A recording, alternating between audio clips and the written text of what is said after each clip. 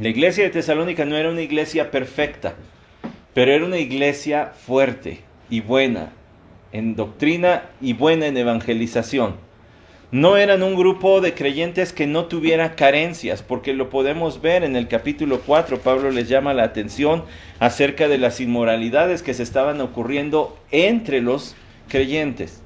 Ya se estaba sacando provecho de los creyentes unos de los otros en el sentido sexual, porque dice el versículo 6 del capítulo 4, y que nadie peque y defraude a su hermano en este asunto. Es decir, Pablo les dice, esto ya está sucediendo y es necesario que pare. Pero no solamente eso, no solamente había problemas de conducta, había también problemas doctrinales.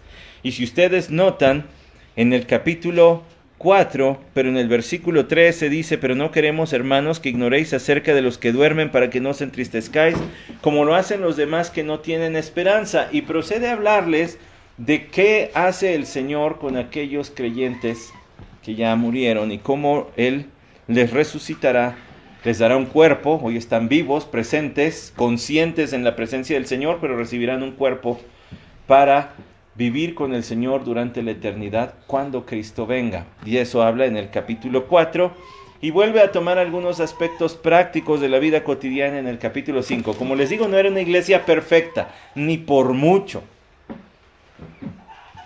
Algunos de estos problemas estaban bastante fuertes, algunas de estas enseñanzas eran difíciles de corregir, pero era una iglesia fuerte.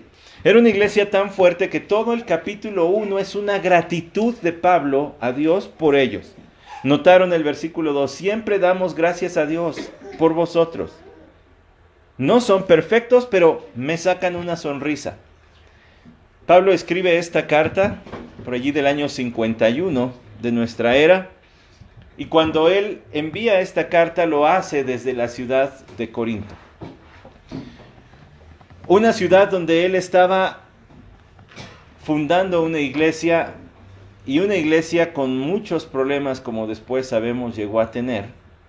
Pero mientras que él estaba en una ciudad tan difícil, que dice la Escritura en el libro de los Hechos que Pablo ya estaba pensando en irse. Hechos capítulo 18 habla de eso. Miren, ahora solamente para tener el contexto completo, vayan al capítulo 17. En el capítulo 17 de Hechos, allí se nos narra cómo Pablo llegó a Tesalónica y fundó esta iglesia de la cual vamos a hablar hoy. Hechos capítulo 17, dice en el versículo 2, Pablo según su costumbre fue a ellos y por 3 días de reposo discutió con ellos basándose en las Escrituras, explicando y presentando evidencia de que era necesario que el Cristo padeciera y resucitara de entre los muertos, y diciendo, este Jesús a quien yo os anuncio es el Cristo. En territorio griego, predicar de un Salvador que había sido crucificado y asesinado como si hubiese sido un malhechor era una locura. Por eso él dice, para los griegos el mensaje del Evangelio es una locura y para los judíos es un tropiezo. Y entonces, estando en territorio griego, Pablo explicaba que era necesario que Cristo padeciera. Es el Salvador, pero tuvo que padecer. Y así lo hizo durante 3 días de reposo, es decir, 3 domingos, 3 semanas, pues. Y después de eso, usted nota que se juntaron con él algunos creyentes. Versículo 4, Hechos 17:4. Algunos de ellos creyeron y se unieron a Pablo y a Silas juntamente con una gran multitud de creyentes griegos. Muchos griegos creyeron, temerosos de Dios, y muchas mujeres principales. Y luego se desata la persecución y Pablo es conducido fuera de Tesalónica porque su vida estaba en peligro. En el capítulo 18 encontramos a Pablo en Corinto. Y es desde Corinto que Pablo le escribe a los tesalonicenses porque su salida fue presurosa. Tuvo que salir rápido de Tesalónica. Dicen los hermanos que saben mucho del Nuevo Testamento, Pablo quizá pasó unos cuantos meses discipulando a los tesalonicenses antes de tener que irse. Ni siquiera 1 año pudo estar con ellos cuando tuvo que salir, y luego después de algunas paradas llegó a Corinto. Bueno, esta iglesia no tenía ni 1 año entonces. Quizá cuando Pablo le escribió tendría 1 año, máximo 2 de haber sido fundada. ¿Le suena conocido? Tendría 1 o 2 años de haber sido fundada cuando Pablo ya les escribe esta primera carta, en el año 51, cerca del año 51. Y es una iglesia jovencita, que apenas pasados unos meses experimentaron persecución, a tal grado que mejor sacaron a Pablo de allí y dijeron, mejor vete, hermano, aquí las cosas están muy feas. En el capítulo, no vamos a ir allí, solamente quiero que sepa esto. En el capítulo 2 y 3 de la primera a los Tesalonicenses, usted ve el corazón de Pablo por esta iglesia. Él se derrama y diciendo, estábamos desesperados, queríamos saber de ustedes y no teníamos noticias, así que mejor mandamos de regreso a Timoteo para que nos dijera cómo están. No vaya a ser que por causa de la persecución hayan abandonado el evangelio y se haya deshecho la iglesia. ¿Qué hubiera pasado si los creyentes por causa de la persecución dicen, no, ya mejor no nos reunimos? ¿Pierden su salvación? No. Pero ¿cuál era la importancia de mantenerlos reunidos? La importancia es que hubiera iglesia. La importancia es que hubiera un cuerpo de creyentes que cumpliera los objetivos que Dios tiene para la iglesia.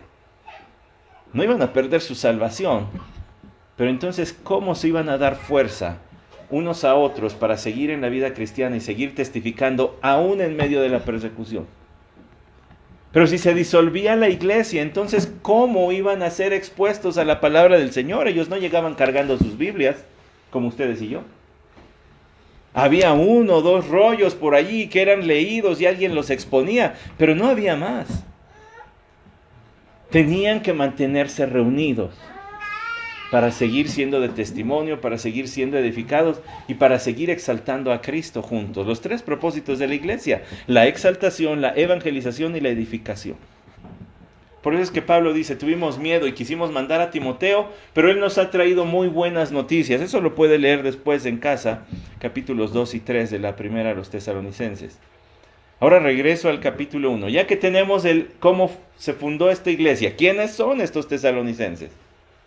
¿Quién es Pablo? Él dice, Pablo, Silvano, Silas y Timoteo a la iglesia de los tesalonicenses. Lo más probable es que Timoteo haya llevado esta carta también junto con otros hermanos a los tesalonicenses. En Dios Padre y en el Señor Jesucristo, gracia a vosotros y paz.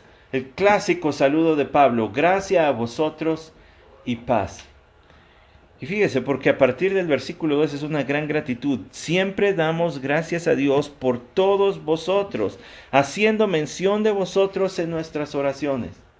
Cada que oramos, ustedes vienen a nuestra mente y los vamos diciendo por nombre. Y Señor, gracias por este hermano. Gracias por este otro hermano. Gracias por este otro hermano. ¿Qué podía provocar tanta gratitud en Pablo? De modo que cada que oraba, los mencionaba. Bueno, le voy a decir algo. El otro día hablaba con mi hermano. Yo soy el más chico, así que iba a decir mi hermano el mayor, pero todos son mayores que yo. O más viejos, si así lo queremos decir. Y le decía, es que yo no oro por ti y tu familia a diario. Y así como que abrió los ojos de, ay, pues ¿qué le habremos hecho? Dije, yo oro por ustedes como 6 o 7 veces al día. Por nombre. Porque así está cargado mi corazón por ustedes. Y eso no lo digo en ningún sentido de presunción, pero cuando tú tienes carga por alguien, o tienes mucha gratitud por alguien, seguido se te viene a la mente y vuelves a orar. Así era con Pablo. Él dice, yo oro una y otra vez por todos ustedes. ¿Qué podía provocar tanta gratitud? Pues vea lo que dice el versículo 3. Teniendo presente sin cesar delante de nuestro Dios y Padre. Ojo, porque está hablando de Dios. Aquí la cosa se pone todavía más seria. Dios es testigo que hago esto. Teniendo presente sin cesar delante de nuestro Dios y Padre en nuestra oración, vuestra obra de fe, vuestro trabajo de amor y la firmeza de vuestra esperanza en nuestro Señor Jesucristo. Los 3 pilares de la fe cristiana: fe, amor, esperanza. Dice Pablo, yo recuerdo que cuando estuve entre ustedes era notoria la fe, Era notorio el amor y era notoria la esperanza. Yo puedo decir que tengo mucha fe, pero si esa fe no se traduce en obras, es una fe muerta, dice Santiago. Que por cierto, Santiago fue la primera carta escrita de todo el Nuevo Testamento. Y luego vino Gálatas. Y la tercera fue esta. Dice Pablo, tenemos presente la obra de vuestra fe. Lo que produce su fe. Pablo no estaba hablando de algo intangible, sino que estaba hablando de la fe que produce cierto modo de vida. La obra de vuestra fe. La fe, la salvación es por fe, pero la fe siempre trae obra, siempre trae algún tipo de cambio en nuestro modo de vivir. Nunca es la misma persona que dice creer en Cristo que la que no. Y si es igual, entonces no ha creído en Cristo. Aquel que cree en Cristo, su vida es transformada drásticamente. No totalmente en el sentido de que ya no peque, pero sí drásticamente en el sentido de que ahora sus afectos han cambiado, sus anhelos han cambiado. No siempre nuestras acciones demuestran esos anhelos y esos afectos. Se lo voy a decir de otra manera. Cuando Dios, por su gracia, nos salva a través de la fe en Cristo Jesús, Él nos imparte su vida, ¿cierto? Somos resucitados juntamente con Cristo. Dice Colosenses 3:1, si pues habéis resucitado con Cristo. Entonces nos es dada la vida espiritual. Teníamos espíritu, teníamos vida, pero no teníamos un afecto hacia Dios. La regeneración es el acto en el que Dios imparte vida al creyente. Permítame decirlo de esta manera. La regeneración es el acto de enamoramiento que hace Dios del pecador para consigo. A partir de que eres creyente, allí deseas conocer a Dios. El Dios que antes te era por lo menos indiferente, pero que si no aborrecías, ahora es el Dios que amas y deseas conocer y al que quieres servir con todo tu corazón. Tus afectos cambiaron. Bueno, muchos de ustedes ya pasaron por esto que voy a decir. Pero hubo un tiempo, y ayer estaba recordando eso con mi esposa, hubo un tiempo en que mi esposa no era más que mi amiga. Y al inicio era mi conocida, pues una señorita que anda aquí en el templo, ¿verdad? Es parte de la iglesia. Pero en algún momento, a los dos nos cambió la forma de pensar el uno por el otro. Y pasamos de ser desconocidos a considerarnos amigos. Y en alguna ocasión pasamos de considerarnos, pues me gusta más que para amiga. Y vino el enamoramiento. Dios nos transforma así. Y cambia nuestros anhelos. Y no siempre nuestros anhelos son representados más bien en nuestras acciones. Porque no siempre nos comportamos como hijos de Dios. El apóstol Juan llegó a viejito diciendo, si pues confesamos nuestros pecados, Él es fiel y justo. Hasta Juan decía, yo sigo pecando. Y eso que estuve con Cristo, y eso que le amo profundamente, pero no siempre hago lo que debo hacer. La fe siempre tiene obras.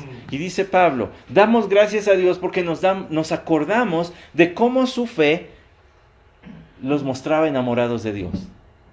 Provocó en ustedes un cambio. Y ese cambio lo va a hablar más en el versículo 9. Pero regresemos al 3. Vuestro trabajo de amor. Vuestro trabajo de amor. Qué expresión tan interesante usa Pablo para referirse a los tesalonicenses. Él les dice, entre nuestros recuerdos no solamente tenemos el hecho de que ustedes verdaderamente son creyentes y se notó en su vida. También recordamos el trabajo de amor que ustedes realizan. Ahora, ¿por qué hago énfasis en esto? Bueno, Porque siempre el ministerio es una expresión de amor. Siempre el servicio a Dios es una expresión de amor. ¿Recuerdan cuál es el primer y más grande mandamiento? Amarás al Señor tu Dios con todo tu corazón, con toda tu alma, con toda tu mente y con todas tus fuerzas. Y el siguiente, y amarás a tu prójimo como a ti mismo. En sí, toda la ley, dijo el Señor, se resume en eso. Si tú amas a tu hermano, entonces vas a procurar su bien. No necesitas pensar, ay, no lo debo matar. No, con que pienses, lo amo y ya no lo mato. Ay, no le voy a robar. No, con que pienses, lo amo, ya no tomo nada de lo que es suyo. Por eso es que la ley se resume en el amor. Y Pablo dice, nosotros nos acordamos de vuestro trabajo de amor. ¿Por qué? ¿Por qué Pablo dice que el amor trabaja? Porque el amor, mis hermanos, no es estático. No se queda indiferente. No ve al hermano en necesidad y dice, bueno, pues que el Señor le ayude. Vamos a orar por usted. Va más allá. El verdadero amor hace algo por el hermano. El verdadero amor no se queda observando la necesidad o el dolor y se aleja con indiferencia. El verdadero amor trabaja, hace algo por el hermano, por la hermana. Es curioso, pero en su texto Pablo dice, la fe produce obras verdaderas de salvación y esas obras también incluyen el amor que se tienen el uno por el otro. Tú puedes decir que amas, pero si no haces lo mejor por la otra persona, lo mejor que puedes hacer en realidad no le amas. Te amas a ti mismo. Nos acordamos de su amor y también nos acordamos, dice, la firmeza de vuestra esperanza en nuestro Señor Jesucristo. Tenemos bien claro, hermanos, que ustedes no solamente tienen fe, sino que tienen a la hermana gemela de la fe, que se llama Esperanza. Bueno, yo tengo una tía que se llama Esperanza, por cierto. Pero la fe y la esperanza, déjeme decirles, son las dos caras de la misma moneda. La fe cree lo que Dios ya hizo y la esperanza cree lo que Dios ya va a hacer. Y dice Pablo, ustedes tienen las dos. La fe ve hacia el pasado y confía y dice, Cristo murió por mí. La esperanza ve hacia el futuro y dice, Cristo va a regresar. Ahora, en nuestro país nosotros hablamos de esperanza como un deseo bonito. Tengo la esperanza de que mañana haga menos frío. Espero, pero no lo puedo asegurar. Tengo la esperanza de que mañana salga el sol porque tengo mucha ropa sucia. Entonces desde tempranito voy a echar a lavar y para que se me seque. Tengo la esperanza, pero no la certeza. No lo puedo asegurar. En la Biblia no es así. En la Biblia cuando se habla de certeza se habla de algo que es seguro. Porque confía en Dios para el futuro. Entonces Pablo les dice, nosotros vimos el trabajo de su fe, cómo se aman unos a los otros y cómo tienen la certeza en el futuro. Y déjeme decirle, hermano, porque esto es algo que me concierne como pastor también. A veces los creyentes, cuando hablamos del futuro y decimos todo está en la soberanía del Señor, todo está bajo el control del Señor, lo decimos más con resignación que con ilusión. ¿Qué va a pasar? Bueno, pues está en el control del Señor. El Señor sabrá. Él es soberano. Y todo eso es verdad. Pero suenan a clichés que hemos repetido tanto que ya no le tenemos sabor a la esperanza. Que no tenemos ilusión sobre el futuro. Que más bien decimos, bueno, pues el Señor es soberano, a ver qué viene y cerramos los ojos para el siguiente golpe del futuro.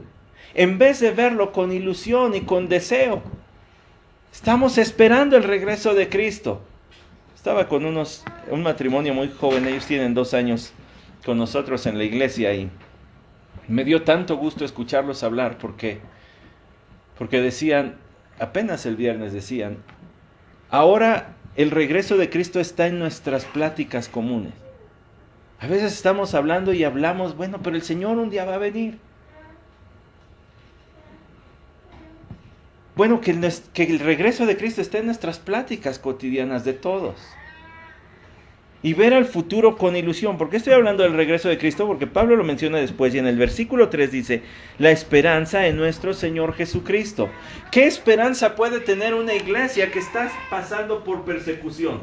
Y que las cosas se iban a poner peores. Porque si usted va a la segunda carta a los tesalonicenses, Pablo les dice, siempre tenemos, capítulo 1, versículo 1, siempre tenemos que dar gracias a Dios por vosotros, hermanos, como es justo, porque vuestra fe aumenta grandemente y el amor de cada uno de vosotros hacia los demás abunda más y más. ¿Ya vio? Amor y fe. De manera que nosotros mismos hablamos con orgullo de vosotros entre las iglesias de Dios por vuestra perseverancia y fe en medio de todas las persecuciones y aflicciones que soportáis. La persecución no pasó sacando a Pablo, la persecución siguió. Pero ellos tenían esperanza. Ellos tenían esperanza. Esto se va a acabar. Esto se va a acabar. Un día, o el Señor, o por muerte, o por rapto, pero Él nos va a sacar de aquí. Un día esto se va a acabar. Hace una semana estábamos dejando los restos del cuerpo de uno de mis primos en el panteón. Y le decía a mi esposa, hace 4 días, este mundo era su realidad también. También tenía que lidiar con el tráfico, con la carestía de la gasolina, también tenía que lidiar con la cuesta de enero que le llaman, también tenía que lidiar con la contaminación, también tenía que lidiar con la inseguridad. Donde él está ahorita como creyente, como hijo de Dios, todo eso quedó en el pasado. Está en una realidad infinitamente superior a esta. Vivimos con la ilusión, con el deseo, no con la fantasía, sino con la ilusión que cambia nuestra manera de ver el mundo, que cambia nuestra actualidad, nuestra manera de ver la actualidad. Y decimos, sí, pero es solamente por un momento. Con razón Pablo, quien tenía su esperanza en Cristo, decía, esta leve tribulación momentánea. Cualquier tribulación que usted y yo estemos viviendo es leve y es momentánea. No va a acabar con nuestra vida, solamente Dios tiene el poder de quitar la vida. Y es momentánea porque es por un ratito. Y aunque sea algo con lo que vas a lidiar hasta el día que llegues a la presencia de Dios, sigue siendo un momentito comparado con la eternidad. Esa es la esperanza que tenemos los creyentes. No voy a enfrentar nada en este mundo que acabe con mi vida, porque mi vida pertenece a Dios. Y va a ser un ratito, porque no va a ser para siempre. Alguna vez estaba en una camioneta que iba manejando una amiga, íbamos un grupo de amigos, allí éramos como 8 en una carretera larguísima, de esas rectas de horas. Y se vino un tormentón, una lluvia horripilante, de esas feas que no se ve nada. Pero no nos podíamos detener porque usted sabe, se detiene y sale peor, viene la carambola de carros. Y esta amiga se empezó a poner muy nerviosa, pero muy nerviosa. Y todos, tú nada más mantén el volante y pues dándole ánimos, pero también orando, ¿verdad? Y Señor, dale frialdad, que se mantenga cabal, no caiga en pánico. Y a lo lejos, como era una recta muy grande, a lo lejos empezó a ver la luz del sol por allá. Y fue una de las experiencias más bonitas que he tenido en la creación de nuestro Señor, porque el carro seguía avanzando y de pronto, como si cruzáramos una cortina, se acabó la lluvia y salió el sol. Es decir, salimos de debajo de la nube. Y eso siempre recuerdo. No hay nube que no vaya a pasar. No hay nube que no tenga un final. Pablo tenía esperanza y los creyentes debemos tener esperanza. Y en vez de decir, el Señor es soberano, Él tiene control, más con resignación que con ilusión, deberíamos decir, el Señor es soberano, Él es bueno, me ama, soy su hijo, Él me adoptó y por tanto tiene buenos planes. Y aunque vengan más problemas, y aunque venga más carestía, y aunque vengan más enfermedades, Él tiene el control. Por eso yo puedo vivir la vida tranquilo. No tengo miedo y no estoy intimidado por el futuro. Versículo 4. Sabiendo, hermanos amados de Dios, su elección de vosotros. Antes de pasar allá, la iglesia que debemos ser es una iglesia de miembros espirituales, donde la fe produce cambios, donde el amor produce trabajo y donde la esperanza nos anima a vivir con valor en este mundo. Esos son miembros espirituales. Los miembros espirituales no son los que caminan como película de Semana Santa con las manitas aquí, lentecito y con lenguaje elegante. Los miembros espirituales son los que trabajan unos por los otros, los que se sirven unos a los otros, aquellos que tienen la esperanza puesta en Cristo y su fe en la cruz. Esperanza en el regreso de Cristo y su fe en la cruz. Ahora, el mensaje de una iglesia así es un mensaje espiritual. Dice Pablo, sabiendo, hermanos amados de Dios, su elección de vosotros, pues nuestro evangelio no vino a vosotros solamente en palabras, sino también en poder y en el Espíritu Santo, y con plena convicción, como sabéis qué clase de personas demostramos ser entre vosotros por amor a vosotros. Entonces dice Pablo, ¿saben cuál es la prueba de que son elegidos de Dios? El evangelio que les fue predicado y la reacción que ustedes tuvieron. Ojo, aquí hay algo importante. Algunas versiones traducen diferente el versículo 4. Dicen, sabiendo, hermanos amados, su elección. Y no dicen más. A mí me gusta cómo lo traduce la Biblia de las Américas, porque hace énfasis en que Dios fue el que eligió. No que ellos eligieron a Dios o eligieron creer en Cristo, sino que Dios los eligió. Y esa es una de las mayores doctrinas bíblicas en cuanto a polémica. Hay mucha polémica en cuanto a esto. ¿Es Dios quien escoge a los que van a ser salvos o ellos eligen si se salvan o no? Bueno, la Biblia dice claramente que Dios escoge a los que son salvos. ¿Nosotros sabemos quién? No, hasta que creen en Cristo. Pero si nos paramos en alguna plaza aquí en la ciudad de Toluca y decimos, a ver, ¿quién de aquí es elegido? Pues quién sabe. Solo Dios sabe. Pero ¿cómo vamos a conocerlo? Por medio de la predicación del evangelio. Y fue lo que hizo Pablo. Por eso dice, nuestro evangelio no vino a vosotros solamente en palabras, sino también en poder y en el Espíritu Santo y con plena convicción. Entonces aquí está la labor del mensajero. Dice, nuestro evangelio vino en poder, en el Espíritu Santo y con plena convicción. Cualquier predicación no deja de ser un mero discurso si no viene acompañado por el poder del Espíritu Santo.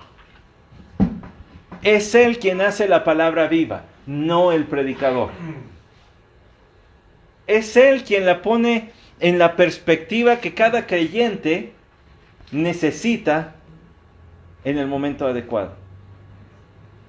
El mensaje inalterable e invariable de la palabra de Dios es aplicado por el Espíritu de Dios a cada creyente. Y hay quien se lleva una parte y hay quien se lleva otra. Y cada creyente sale con alimento para su alma cuando el Espíritu de Dios obra. Por eso dice, vino en poder y en el Espíritu Santo. Nuestro evangelio vino con el poder del Espíritu Santo y con plena convicción. Nosotros estamos convencidos de lo que enseñamos y de lo que predicamos. Dice, como sabéis qué clase de personas demostramos ser entre vosotros por amor a vosotros.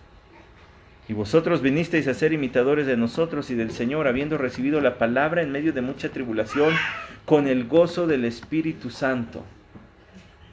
Escuche, porque esto es impactante. Pablo dice, yo no sabía quién Dios había elegido. Yo me paré en la sinagoga y empecé a demostrar que Cristo tenía que padecer.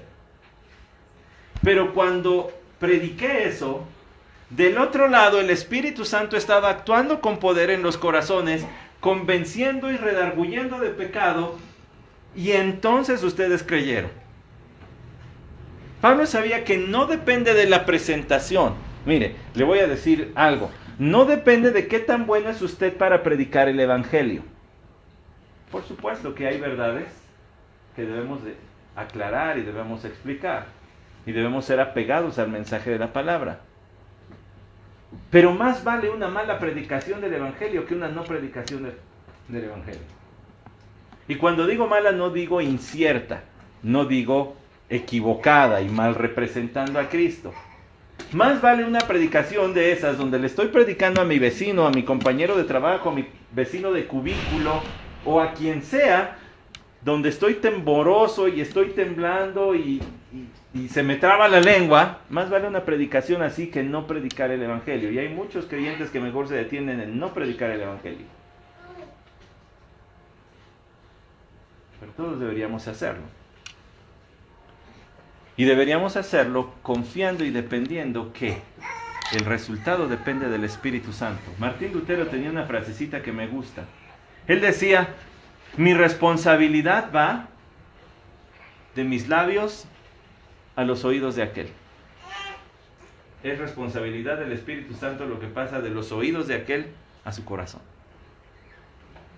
Yo me tengo que encargar que lo que digo es cierto, que lo que digo es apegado a la palabra y el Espíritu de Dios hace el resto. Eso pasaba aquí. Pablo dependía del poder del Espíritu Santo y al convertirse, aquellos creyentes estaban dando evidencias de que Dios los había elegido para salvación. Gran enseñanza bíblica esta de la elección para salvación. Que Dios, antes de la fundación del mundo, antes de que nosotros pudiésemos haber hecho cualquier cosa, Él ya nos había elegido para ser su pueblo. Y que es por medio de la predicación, uno a uno.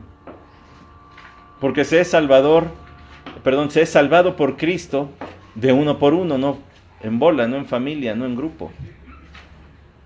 Pero uno por uno Dios va reuniendo a todos aquellos que eligió, los va reuniendo a través de la predicación del mismo evangelio que predicaba Pablo.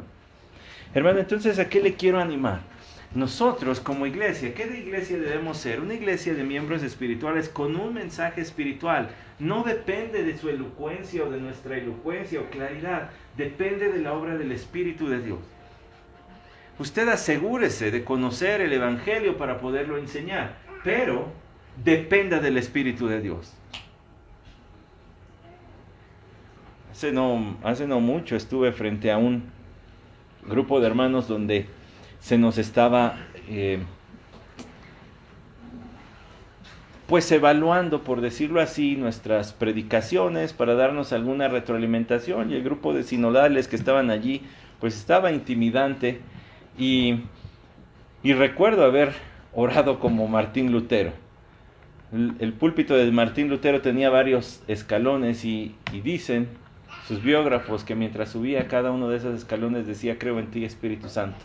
Creo en ti, Espíritu Santo. Es tu obra, no soy yo. No puedo ser yo. Más nos convendría confiar en el Espíritu Santo. De ese que habla aquí en el versículo 5, nuestro evangelio vino en poder y en el Espíritu Santo. Y que Él haga la obra. Ustedes saben qué clase de personas demostramos ser entre vosotros por amor de vosotros. No vamos a ir para allá, pero en el capítulo 2 Pablo defiende su ministerio. Y les dice que Él predicó con integridad, a pesar de que lo estaban acusando algunos en Tesalónica de ser corrupto.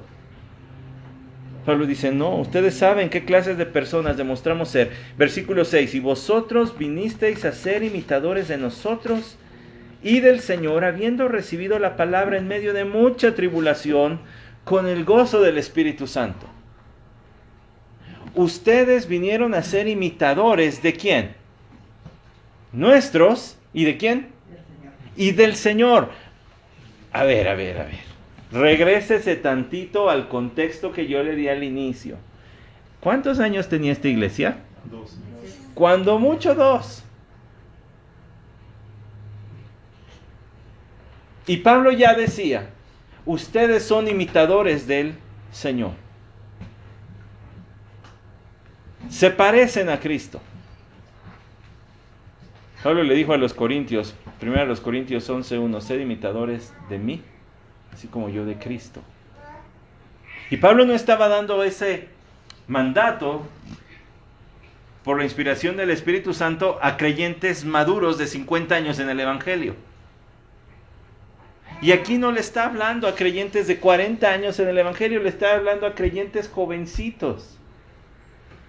Y les está diciendo, le doy muchas gracias a Dios, porque acuérdense que todo esto es una gratitud.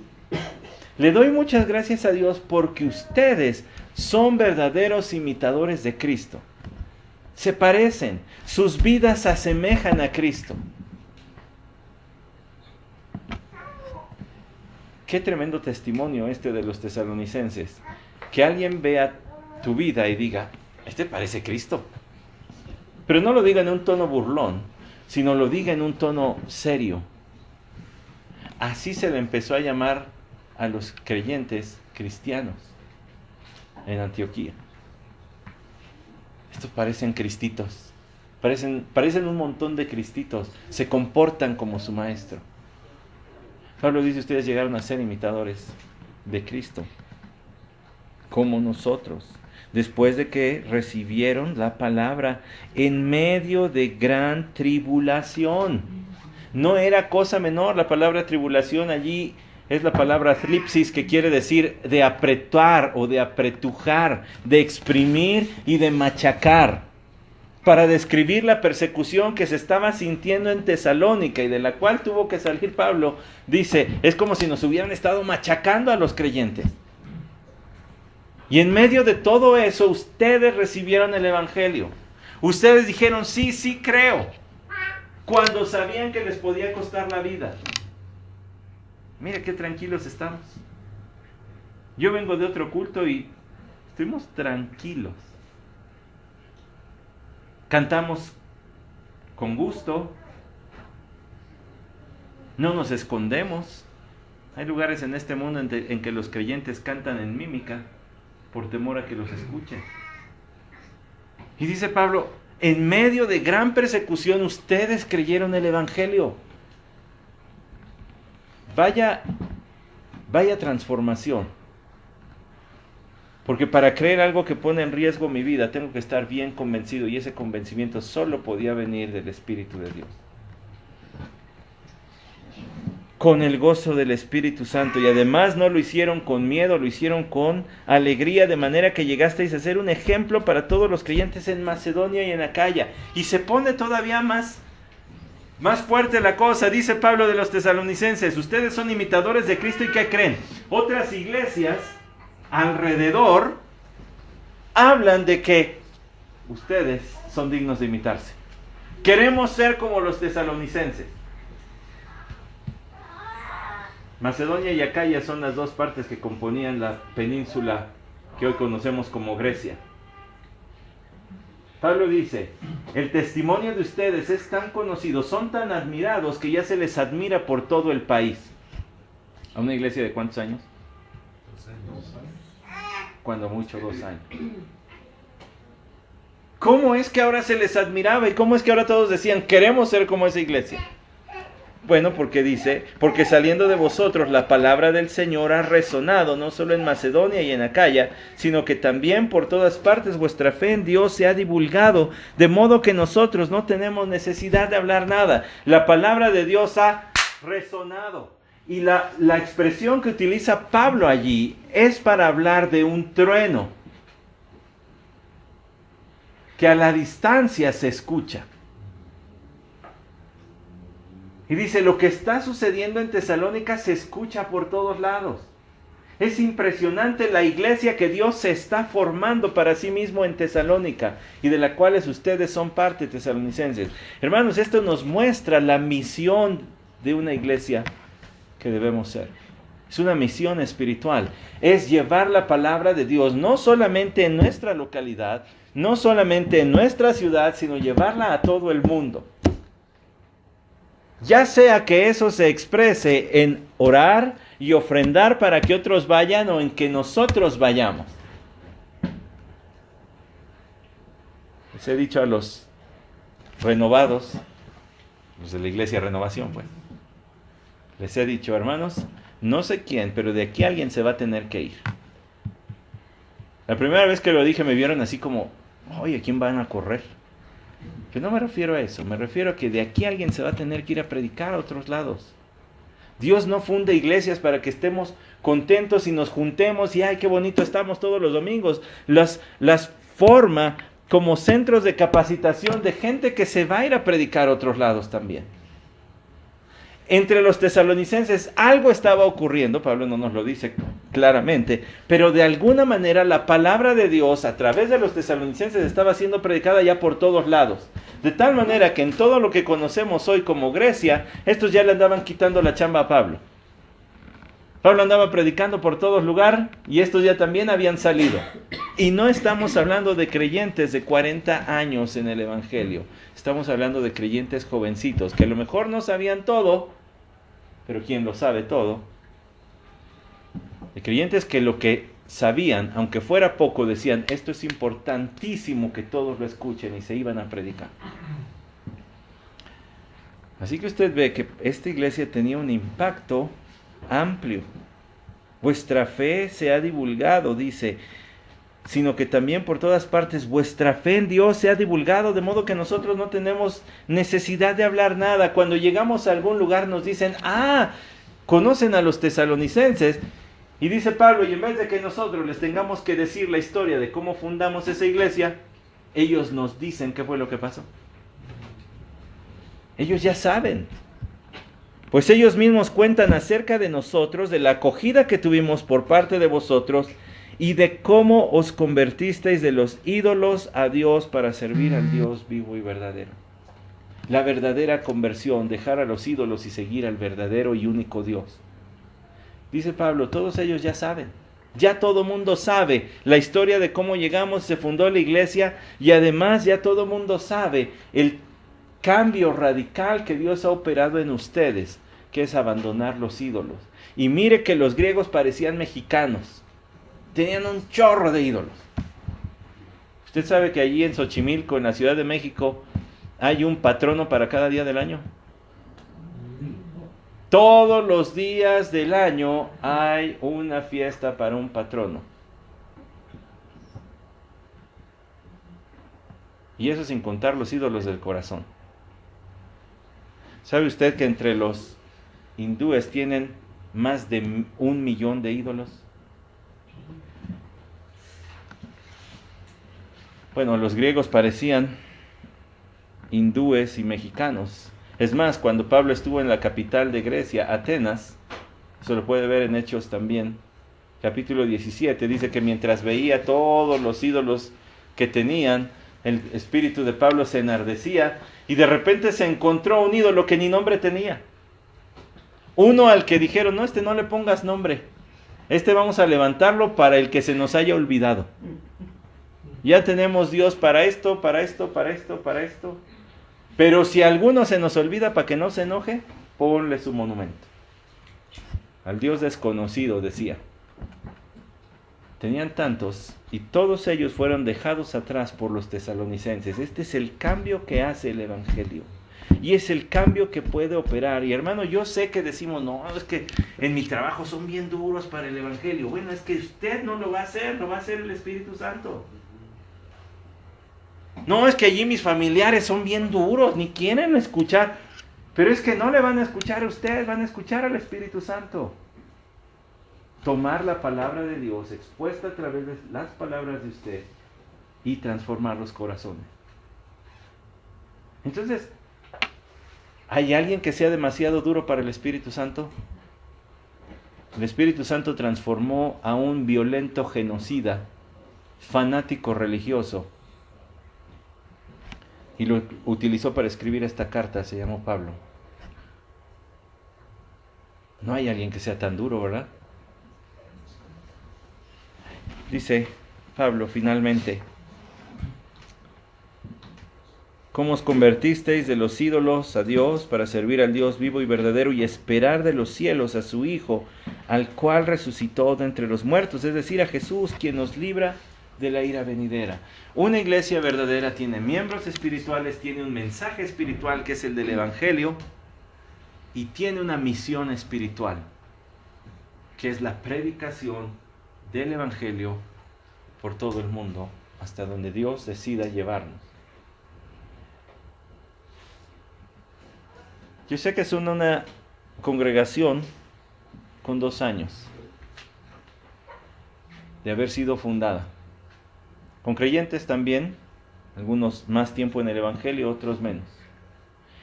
Pero aquí hay como que un plano a seguir, ¿no cree? ¿Cuál es nuestra misión? La predicación del Evangelio. Dios no nos dejó aquí para sanar todos los problemas de la humanidad. Dios no nos dejó aquí para preservar a los pingüinos emperador que se están muriendo. Y, pues pobrecitos, y pues haremos nuestra parte de cuidar el planeta y no beber con popote y no sé qué tantas cosas dice. Pero esa no es nuestra misión como iglesia. Resolver las injusticias sociales de nuestro país y de nuestras comunidades, pues colaboraremos en no prestarnos a la corrupción, en no caer en esas tentaciones, pero no es lo principal. Dios nos dejó con una misión espiritual, y esa misión es la predicación del Evangelio. Y esta iglesia de Tesalónica no era perfecta, pero sí tenía 3 puntales fuertes: miembros espirituales, amor, fe, esperanza, un mensaje espiritual, el Evangelio, y una misión espiritual, predicar el Evangelio a toda criatura. Que el Señor nos encuentre haciendo eso. Tenían su esperanza puesta en el regreso de Cristo, ¿vio? A Jesús, esperamos de los cielos a Jesús. Y mientras que la iglesia cumple su misión, espera a su Señor, para que cuando su Señor venga lo encuentre ocupado en aquello que le encargó que debía hacer.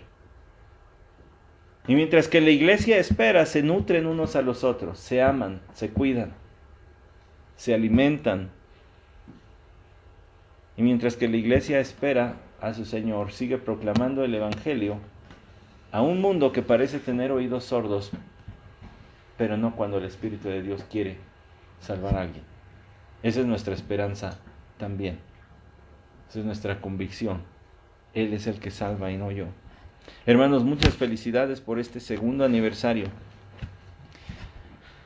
Todo lo que espera todavía, todo lo que el Señor quiera hacer a través de ustedes, que el Señor les bendiga y que su palabra les sirva como una guía, que es lo que Dios quiere de nosotros.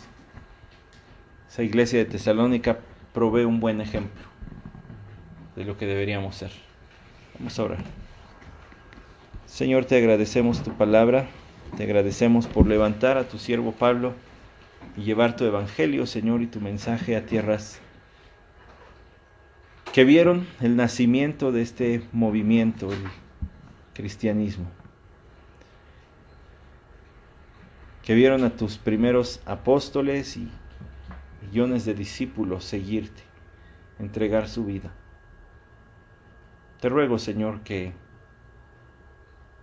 tu palabra, este primer capítulo de Tesalonicenses, sea semilla al que siembra y pan al que come. Que eche fruto y que también, Señor, nos anime a continuar en esta difícil pero hermosa labor de ser iglesia y de predicar tu evangelio. Ayúdanos, Señor, en esta labor. Sobre todo, ayúdanos a nunca pensar que es en nuestras fuerzas y en nuestras capacidades que lo debemos hacer, sino depender de tu Santo Espíritu siempre. Siempre, Señor, confiar en que Él es el que hace la obra. Nosotros solamente tenemos que obedecer. Gracias nuevamente por esta congregación, por su pastor, mi hermano Fernando. Permite, Señor, que su mensaje de gracia y misericordia, hallados en ti, pueda resonar fuerte como resonó aquella iglesia de Tesalónica. Porque lo rogamos, Señor, y lo agradecemos todo esto en el nombre de nuestro Rey, nuestro buen Rey Jesús. Amén.